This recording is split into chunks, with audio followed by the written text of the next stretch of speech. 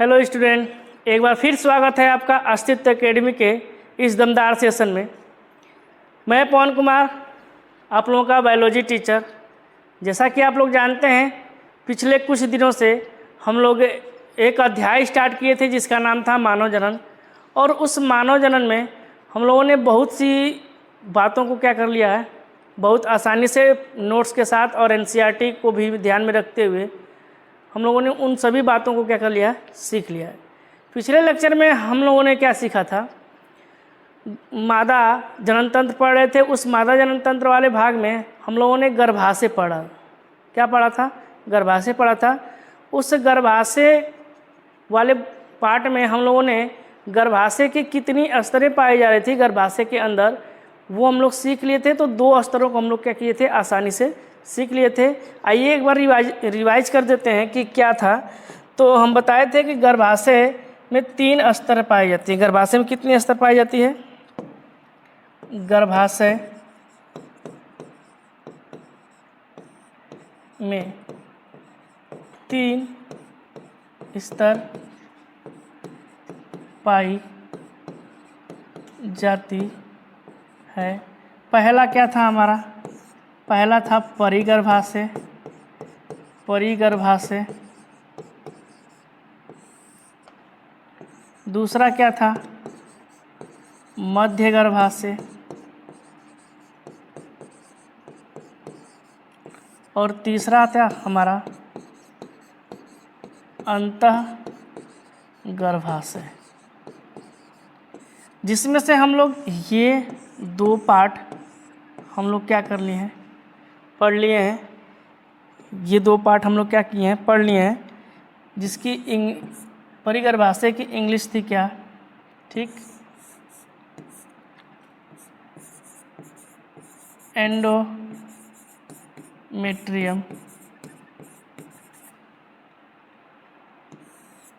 दूसरा क्या था? मायोमेट्रियम।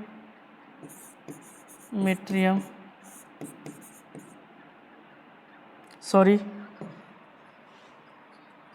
यहाँ पे मिस्टेक हो गया थोड़ा सा। देखिएगा, इसका था पेरीमेट्रियम। ये क्या था? पेरीमेट्रियम।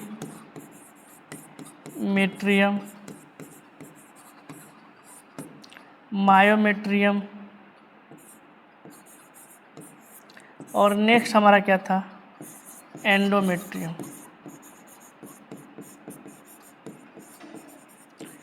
ये 3 नाम थे। परिगर्भाशय को पेरीमेट्रियम कह रहे थे, मध्य गर्भाशय को मायोमेट्रियम, और अंतः गर्भाशय भित्ति को क्या कह रहे थे? एंडोमेट्रियम। ये 3 परतें थी, जिसमें से हम लोग 2 परतों को क्या कर लिया था, सीख लिया था। आज हम लोग क्या करेंगे, तीसरा अपना भित्ति पढ़ेंगे, अंतः गर्भाशय भित्ति या अंतः गर्भाशय स्तर। ठीक, इसे आज हम लोग क्या करेंगे, एकदम से एनसीईआरटी को ध्यान में रखते हुए कुछ एक्स्ट्रा चीज़ भी आपको क्या करेंगे, बताते रहेंगे, जो नीट लेवल में आपका क्या करेगा, नीट की जो प्रिपरेशन कर रहे हैं, जो नीट की तैयारी कर रहे हैं, उनके लिए भी ये वीडियो क्या रहेगी, हेल्पफुल रहेगी। तो आइए स्टार्ट करते हैं। तीसरा परत, तीसरा, जिसे हम लोग क्या बोलते हैं, अंतः गर्भाशय भित्ति। अंतः गर्भाशय भित्ति।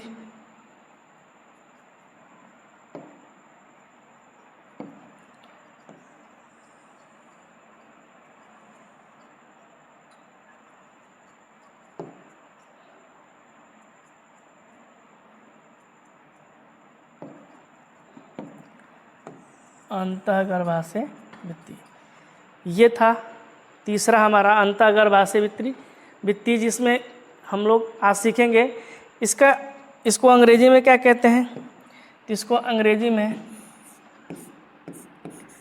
एंडोमेट्रियम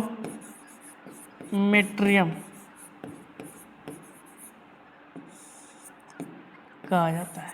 अंग्रेजी में इसे क्या कहा जाता है, एंडोमेट्रियम कहा जाता है। पहला पॉइंट इसकी बात करें तो यह आंतरिक अस्तर होती है, ठीक, यह गर्भाशय की सबसे अंदर की अस्तर होती है, अंदर की भित्ति होती है, जिसमें रक्त नलिका, लसिका नलिका और श्लेष्मा ग्रंथियां पाई जाती हैं। तो पहला पॉइंट इसमें लिखिएगा, पहला पॉइंट है कि यह आंतरिक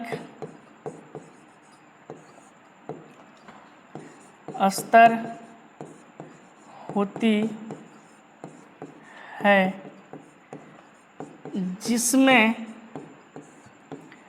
रक्त नलिका, लसिका नलिका और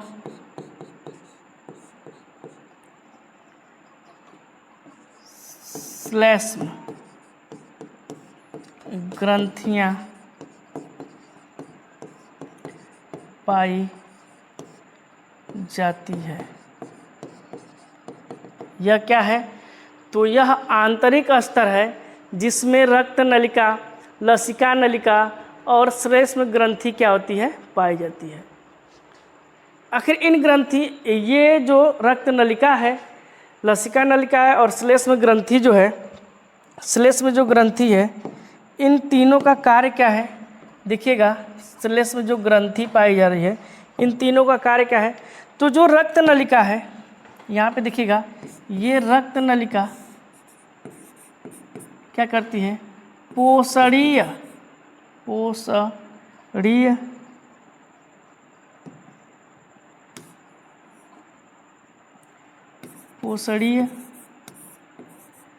पदार्थ को लेके आती है। रक्त नलिका किसको लेके आएगी? पोषणीय पदार्थ को लेकर के आएगी। आगे ये जो लसिका नलिका है, ये लसिका नलिका का कार्य क्या है? ठीक, ये देखिएगा, ये दोनों संवहन कलीय संवहनी भाग हैं, ठीक ना।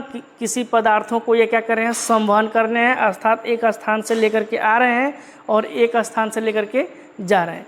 तो ये रक्त नलिका क्या है? पोषणीय पदार्थों को लेके आ रही है। लसिका नलिका क्या करेगी? तो नलिका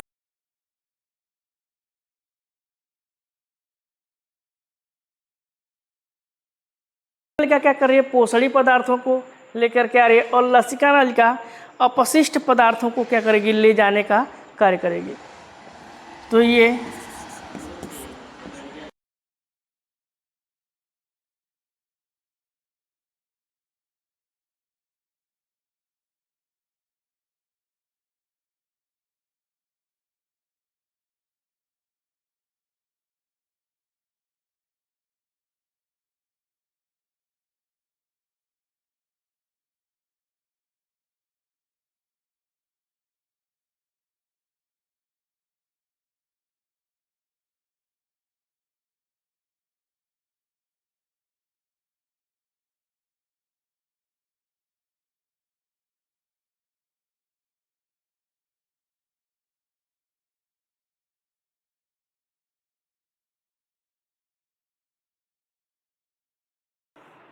तो ये पहला पॉइंट क्या हम बताए हैं? पहला पॉइंट बताए हैं, यह आंतरिक अस्तर होती है जिसमें रक्त नलिका, लसिका नलिका और श्लेष्म ग्रंथि पाई जाती है।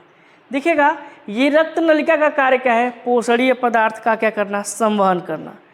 लसिका नलिका का कार्य क्या है? लसिका नलिका जो होती है उसका कार्य क्या है? तो इसका कार्य अपशिष्ट पदार्थों को ले जाना। अपशिष्ट पदार्थों को क्या करना? ले जाना। जिसमें एक और है भाग, श्लेष्म ग्रंथि। यह श्लेष्म ग्रंथि क्या करेगी? तो यह, इसे म्यूकस कहते हैं, चिपचिपा पदार्थ क्या करेगी? स्राव करेगी। देखिएगा, ये श्लेष्म ग्रंथि चिपचिपा, श्लेष्म ग्रंथि चिपचिपा पदार्थ का स्राव करती है। ये 3 बातें थी पहले पॉइंट के अंतर्गत कि यह आंतरिक स्तर होती है जिसमें रक्त नलिका, लसिका नलिका और श्लेष्म ग्रंथि पाई जाती है। इन तीनों का कार्य क्या है? तो रक्त नलिका क्या है? पोषणीय पदार्थ का संवहन करती है, जबकि लसिका नलिका क्या करती है? अपशिष्ट पदार्थों का संवहन करती है। और श्लेष्म ग्रंथि क्या करती है? तो श्लेष्म ग्रंथि ठीक चिपचिपे पदार्थ का क्या करती है? स्राव करती है।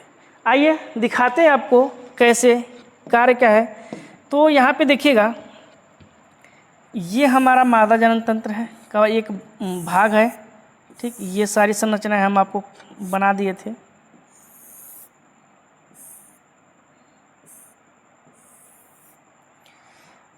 बात क्या थी, यहाँ पर निषेचन हो गया था, निषेचन भ्रूण में बदल गया था और भ्रूण आगे चल करके गर्भाशय में क्या करने वाला है?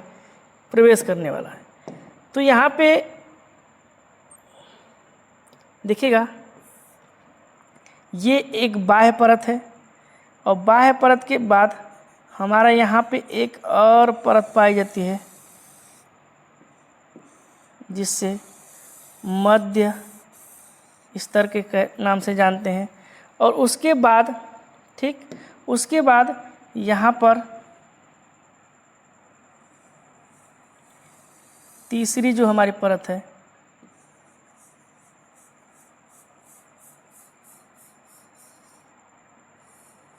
ये पाई जाती है।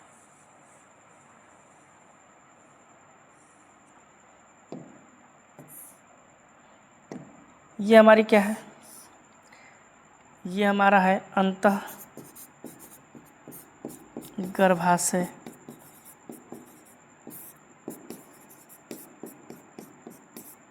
भित्ति। ये दूसरा क्या है? मध्य गर्भाशय भित्ति। और ये जो बाहर पीला वाला भाग हम आपको बताए थे, यहाँ पे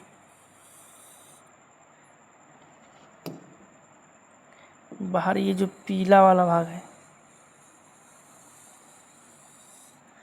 ये हमारा क्या है? तो परिगर्भाशय। क्या है? परिगर्भाशय। ये 3 परतें हैं, 3 भित्तियां हैं। बाहर का परिगर्भाशय जो आपको पिंक वाला कलर से दिखाए हैं मध्य गर्भाशय भित्ति, और जो ग्रीन से दिखाए हैं वो क्या है? अंतः गर्भाशय भित्ति। इसी के बारे में हम लोग क्या करें? अध्ययन इस टाइम कर रहे हैं। तो देखिएगा, ये अंतः गर्भाशय भित्ति थोड़ी सी क्या होती है? ऊबड़ खाबड़ जैसी संरचना होती है। ठीक, ऐसे कहीं पे झुकाव है, कहीं पे उभरा हुआ भाग है, कहीं पे झुकाव है, कहीं पे उभरा हुआ भाग है। तो ये हम बनाए क्यों हैं? तो बनाए इसलिए हैं कि देखिएगा, यहाँ से ये जो भ्रूण क्या हो रहा था? आ रहा था। आने के पश्चात जब यहाँ पर यह पहुँचेगा तो कोई तो ऐसी संरचना होनी चाहिए जिससे यह गर्भाशय से या अंतः गर्भाशय भित्ति से क्या हो जाए? चिपक जाए। तो ये चिपकने के लिए यह भित्ति क्या कर रही थी? एक ठीक पदार्थ का स्राव कर रही थी, पदार्थ का स्राव, जिसे हम लोग क्या बोले थे? ठीक, चिपचिपा पदार्थ या कह लीजिए तो म्यूकस। तो अब बातें समझ में आ गई होंगी कि श्लेष्म ग्रंथि चिपचिपा पदार्थ स्राव क्यों कर रही है। तो ये जो भ्रूण क्या हो गया था? गर्भाशय में जब प्रवेश किया था तो गर्भाशय की भित्तियों से चिपकने के लिए ठीक क्या कर रहा है? यह अंतः गर्भाशय भित्ति म्यूकस का क्या कर रही है? स्राव कर रही है, या चिपचिपे पदार्थ का क्या कर रही है? स्राव कर रही है। ठीक, यहाँ तक की बातें समझ में आ गई। तो यहाँ पे लिख सकते हैं आप, यहाँ पे क्या कर सकते हैं? लिख सकते हैं ठीक, स्टार बना के या पॉइंट बना करके कि भ्रूण को चिपकने में ये जब चिपचिपा पदार्थ है, यह भ्रूण को चिपकने में मदद करता है। किसको चिपकने में मदद करता है? तो भ्रूण को चिपकने में क्या करता है? मदद करता है, या चिपकाने में क्या करता है? मदद करता है। कौन? चिपचिपा पदार्थ। कौन स्रावित किया था? श्लेष्म ग्रंथि, जिसे क्या चिपचिपे पदार्थ को हम लोग क्या कह रहे हैं? म्यूकस कह रहे हैं। तो ये 3 बातें आपको समझ में आ गई होंगी। रक्त नलिका जो पोषणी पदार्थों का संवहन कर रही थी, लसिका नलिका जो अपशिष्ट पदार्थों को ले जाने का कार्य कर रही थी, और श्लेष्म ग्रंथि चिपचिपे पदार्थ का क्या कर रही थी? स्रावित कर रही थी। एक बातें समझ में आ गई। दूसरी बातें, ठीक, दूसरा पॉइंट देखिएगा, इस अंतःगर्भाशय भित्ति में दूसरा पॉइंट, ये ग्रंथिल ऊतक वाली क्या होती है? अस्तर होती है। तो इसको लिख लीजिएगा, यह ग्रंथिल ऊतक वाली स्तर होती है। ग्रंथिल मतलब कहीं ना कहीं ग्रंथियां पाई जाएंगी जो किसी न किसी पदार्थ का क्या करेंगी? स्राव करेंगी। तो देखिएगा, अभी हम एक ग्रंथि बताए हैं, श्लेष्म ग्रंथि, ये स्राव ही न कर रही थी। किसका स्राव कर रही थी? तो चिपचिपे पदार्थ का, अर्थात म्यूकस का क्या कर रही थी? स्राव कर रही थी। इसीलिए दूसरा पॉइंट हम क्या लिखे हैं? यह ग्रंथिल ऊतक वाली क्या होती है? अस्तर होती है। तीसरा पॉइंट, इस अस्तर में चक्रीय परिवर्तन होते हैं।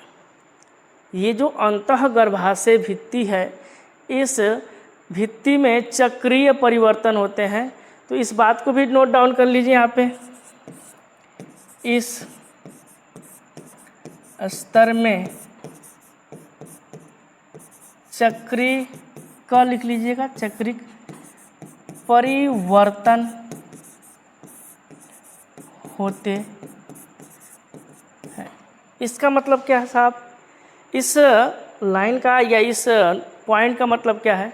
तो देखिएगा, ये जो अंतःगर्भाशय भित्ति थी, इसमें एक तरह का परिवर्तन होता है। अर्थात कब?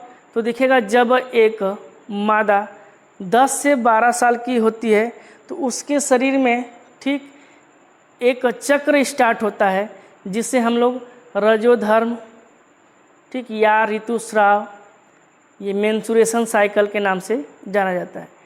ये क्या होता है? लगभग 28 से 29 दिन का होता है। यह चक्र 28 से 29 दिन का होता है। और इस 28 से 29 दिन के चक्र में ये जो अंतःगर्भाशय भित्ति है, या कह लीजिए तो एंडोमेट्रियम है, क्या होती है? टूटती है, फिर पुनः क्या की जाती है? बनाई जाती है। फिर टूटेगी, फिर क्या होगा? बनाई जाएगी, फिर टूटेगी, फिर बनाई जाएगी। अर्थात कब टूटती है, कब बनाई जाती है, क्यों टूटती है, किसके द्वारा तोड़ा जाता है, ठीक, कौन तोड़ने का कार्य करता है, ये सारी बातें जब हम पढ़ेंगे, क्या, जब हम पढ़ेंगे आर्तो चक्र, तो उस आर्तो चक्र वाली बात लेक्चर में हम इस बातों को क्या करेंगे? कब टूटती है, क्यों टूटती है, किसके द्वारा तोड़ी जाती है, सारी बातें सीखेंगे। फिलहाल में चक्रिक परिवर्तन हो रहा है, इसका मतलब है कि कहीं ना कहीं ये अंतःगर्भाशय भित्ति क्या हो रही है? टूट रही है, और क्या हो रही है? बन रही है। देखिएगा, यह लगभग कितने दिन का होता है? तो 1 से लेके 28 से या 29 दिन का चक्र होता है। इस 28 से 29 दिन के चक्र में यह एंडोमेट्रियम क्या होती है? टूटती है। और फिर यही एंडोमेट्रियम क्या की जाती है? बनती भी है। तो परिवर्तन हो रहा है कि नहीं? चक्रिक परिवर्तन मतलब एक जगह से शुरू होना और फिर क्या होना? वहीं पे आ जाना। अर्थात टूटना, फिर क्या करना? बनना। टूटने के दौरान देखिएगा, रक्त का स्राव होता है। क्या होता है? टूटने के दौरान किसका स्राव होता है? रक्त का स्राव होता है। क्यों? क्योंकि अभी हम बताए हैं, ठीक है, इसमें रक्त नलिकाएं ठीक पाई जाती हैं। तो एकदम कंफर्म है कि जब ये टूटेगी तो वहाँ से रक्त का क्या होगा? स्राव होगा। तो यहाँ तक की बातें आपको क्या हो गई होंगी? समझ में आई होंगी। 3 बातें थी, ठीक। इस अंतःगर्भाशय भित्ति या एंडोमेट्रियम जो परत थी, इसमें हम 3 बातें आपको बताए हैं। यह आंतरिक स्तर होती है, जिसमें रक्त नलिका ठीक ना, रक्त नलिका, फिर लसिका नलिका और श्लेष्म ग्रंथि पाई जाती है। तीनों के बारे में बता दिए, इनका कार्य क्या है। फिर बताएं यह ग्रंथिल ऊतक वाली क्या होती है, अस्तर होती है। तीसरा बताए हैं इस स्तर में चक्रिक परिवर्तन होते हैं, अर्थात ठीक एंडोमेट्रियम क्या होती है, टूटती है और बनती रहती है। क्यों टूटती है बताएं हैं अभी कि जब हम पढ़ेंगे आर्तोचक्र या रोजोधर्म तो वहाँ पे हम ये सारी बातें क्या करेंगे, सीख लेंगे। तो ये थी तीनों परतों के बारे में बातें। कौन कौन, अभी हम आपको 3 गर्भाशय के स्तर बताए थे, परिगर्भाशय, मध्य गर्भाशय और अंतर्गर्भाशय। ये गर्भाशय वाला पोर्शन क्या हुआ, हमारा समाप्त हुआ। आगे की क्लास में हम अब क्या करेंगे, नेक्स्ट एक भाग देखेंगे जिसका नाम क्या है, योनि। क्या नाम है इसका, योनि।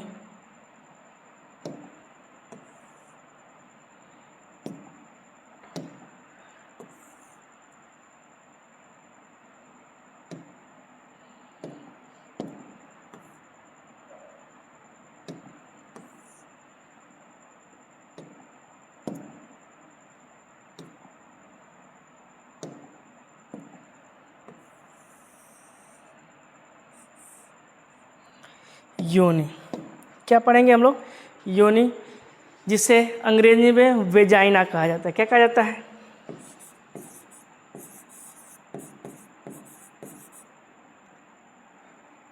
अंग्रेजी में योनि को क्या कहते हैं, वेजाइना।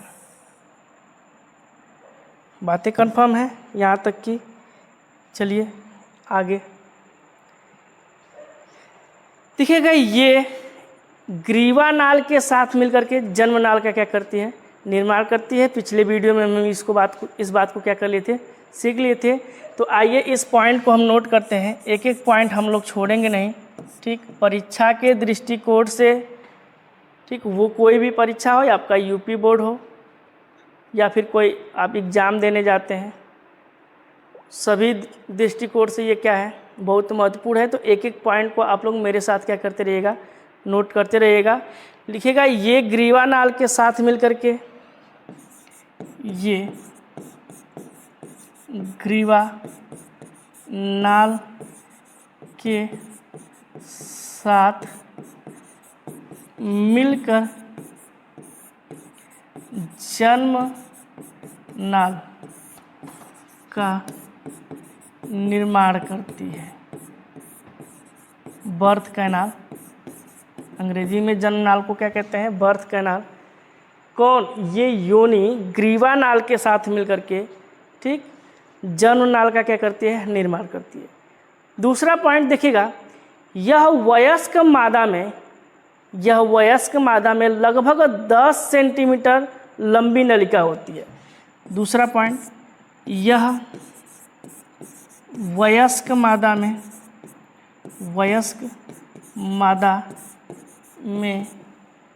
लगभग 10 सेंटीमीटर लंबी नलिका होती। दो बातें आपको कंफर्म हो गई होंगी। तीसरा पॉइंट देखिएगा, तीसरा पॉइंट क्या है, यह अग्रंथिल संरचना होती है, अर्थात इसमें कोई ग्रंथियां नहीं पाई जाती। पिछले हम लोग भाग अभी देख पढ़े हैं जहाँ पे हम बोले थे ग्रंथि पाई जाती है, तो कौन सी ग्रंथि, श्लेष्म ग्रंथि। लेकिन यहाँ पे कोई ग्रंथियाँ नहीं पाई जाती हैं। तो इस बात को लिख लीजिए, यह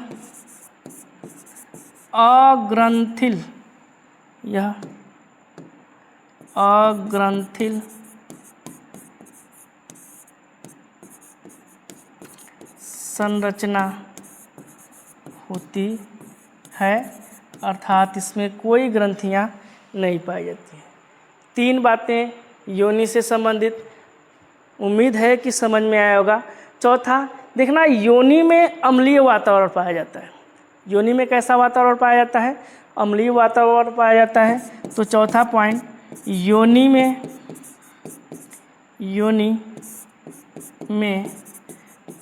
अम्लीय वातावरण पाया जाता है। कैसा वातावरण पाया जाता है? अम्लीय वातावरण पाया जाता है। ये अम्लीय वातावरण कहाँ से आता है? ठीक, तो योनि में एक तरह का जीवाणु पाया जाता है जिसे कहा जाता है लैक्टोबैसिलस जीवाणु। क्या कहा जाता है? लैक्टोबैसिलस जीवाणु। ठीक, यह लैक्टोबैसिलस जीवाणु लैक्टिक अम्ल क्या करता है? उत्पन्न करता है। तो इस पॉइंट को भी लिख लीजिए। योनि में लैक्टोबैसिलस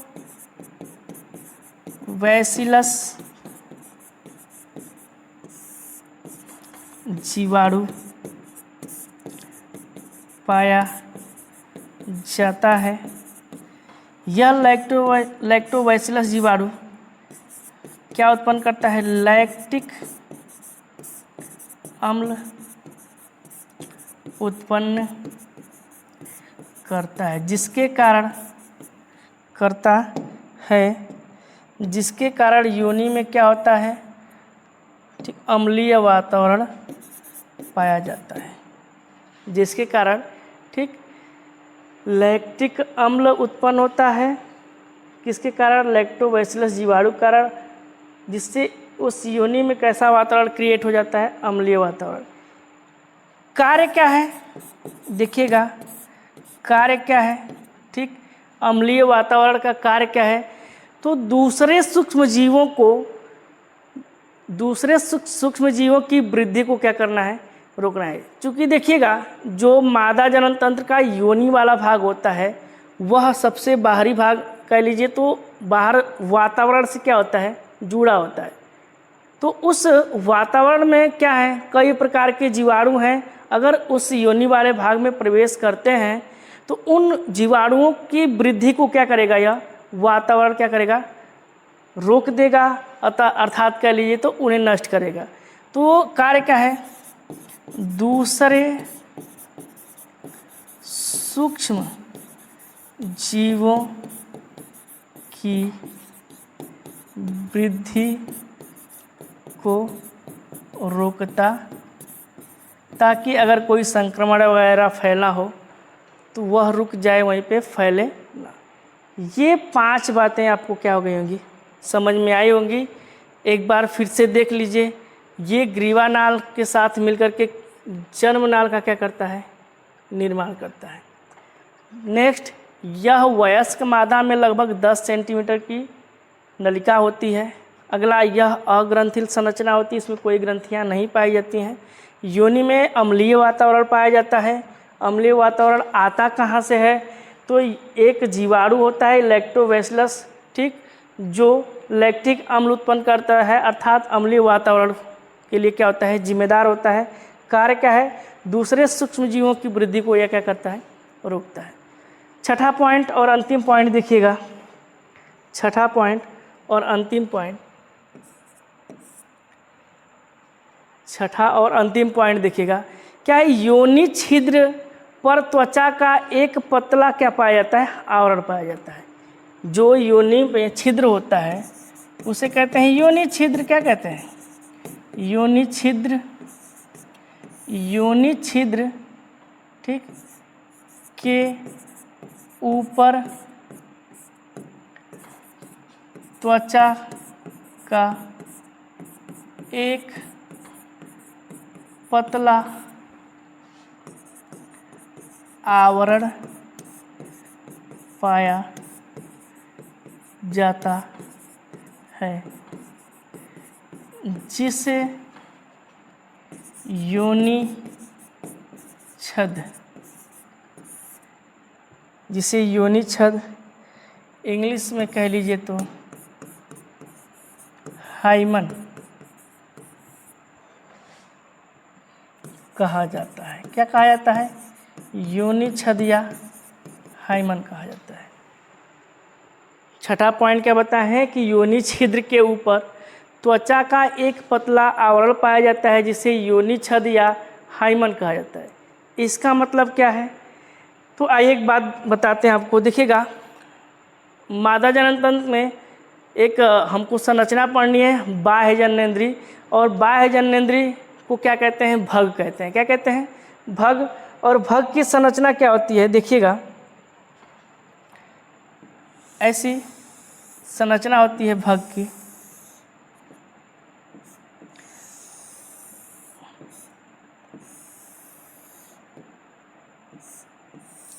और इस भग पर त्वचा के 2 फोल्ड पाए जाते हैं। इस भग पर क्या पाए जाते हैं? त्वचा के 2 फोल्ड पाए जाते हैं, या त्वचा के 2 आवरण पाए जाते हैं। ठीक, ये बड़ा वाला आवरण, ये बड़ा आवरण कहा जाता है बृहद भगोष्ठ। क्या कहा जाता है? बृहद भगोष्ठ, जिसे अंग्रेजी में लेबिया मेजोरा कहते हैं। क्या कहते हैं? जस्ट इसके अंदर एक पतला छोटा आवरण पाया जाता है जिसे लघु भगोष्ठ कहते हैं। अंग्रेजी में लेबिया माइनोरा। ये जो संरचना होती है अंदर वाला भाग, ठीक, ये संरचना को हम लोग प्रकोष्ठ कहते हैं, अंग्रेजी में वेस्टिब्यूल कहते हैं। तो ये जो अंदर की संरचना है इसे हम लोग क्या कहते हैं? प्रकोष्ठ या वेस्टिब्यूल।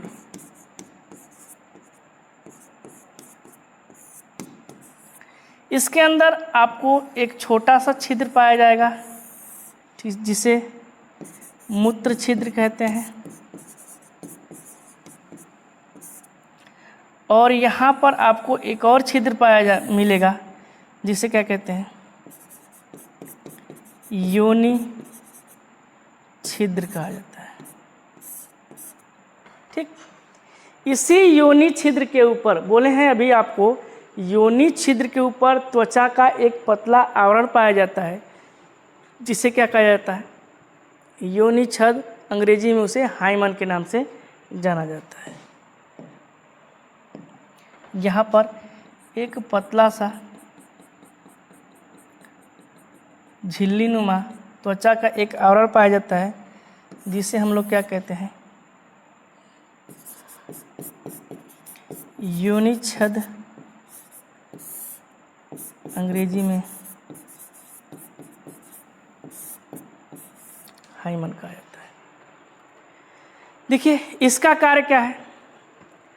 तो हमारे समाज में कुछ कह लीजिए तो अनपढ़ गवार जो जाहिल हैं, उनके मन में कुछ अलग अलग अवधारणाएं हैं इस हाइमन को लेके, इस योनि छद को लेकर के। ठीक, जैसे में मान लीजिए कि कोई लड़का है जिसकी अभी शादी हुई है और उस लड़के की संगत क्या है? कुछ गवारों के साथ है, और उन गवारों ने क्या बताया? उन गवारों ने बताया कि, ठीक, उन गवारों ने क्या बताया? देखिएगा, लड़के के दिमाग में भरा गया कि जब तुम्हारी शादी हुई होगी तो जब तुम संभोग क्रिया करने जाओगे, संभोग क्रिया, उस संभोग क्रिया के दौरान ये योनि छद, जिसे हम लोग क्या बोल रहे हैं? हाइमन कह रहे हैं, ये क्या होगा? टूट जाएगा। क्या होगा? टूटेगा, जिससे क्या होगी? ब्लीडिंग होगी।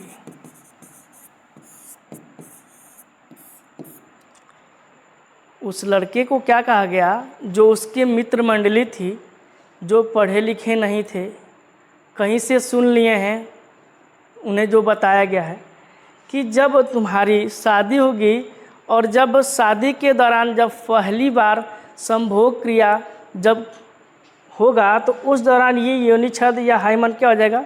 टूट जाएगा। ये क्या हो जाएगा? टूट जाएगा। इसका मतलब ये है, उस बच्चे को बताया गया कि इसका मतलब ये है कि वह स्त्री जिससे तुम्हारी क्या हुई है? शादी हुई है, वह, ठीक, इसके पहले किसी के साथ क्या की है? संभोग क्रिया नहीं की है। अब क्या होता है? ये संभव है क्या? ठीक, क्या यह योनि छद, ठीक, कौमार्य या कह लीजिए तो कुंवारापन जिसे हम लोग क्या कहते हैं, वर्जिनिटी, के लिए जिम्मेदार है क्या? टूटना। तो साहब इसका आंसर है नहीं। जरूरी नहीं है कि यह संभोग क्रिया के दौरान ही योनि छद क्या हो, ब्रेक डाउन हो अर्थात टूटे। यह फिजिकल एक्सरसाइज या तो कह लीजिए, ठीक, शारीरिक श्रम करते समय भी क्या होगी, टूट जाएगी। टूट जाती है कब? बाल्यावस्था में, ठीक, बाल्यावस्था में यह योनि छद अर्थात ये जो हाइमन था वो क्या होता है, टूट जाता है शारीरिक श्रम करते समय। जैसे में साइकिल चलाते समय,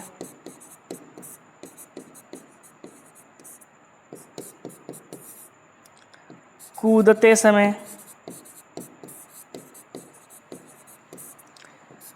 घुड़सवारी करते समय,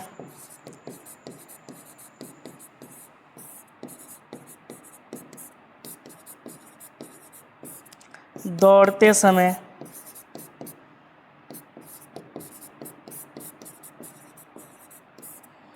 ठीक, सीढ़ियाँ चढ़ते समय,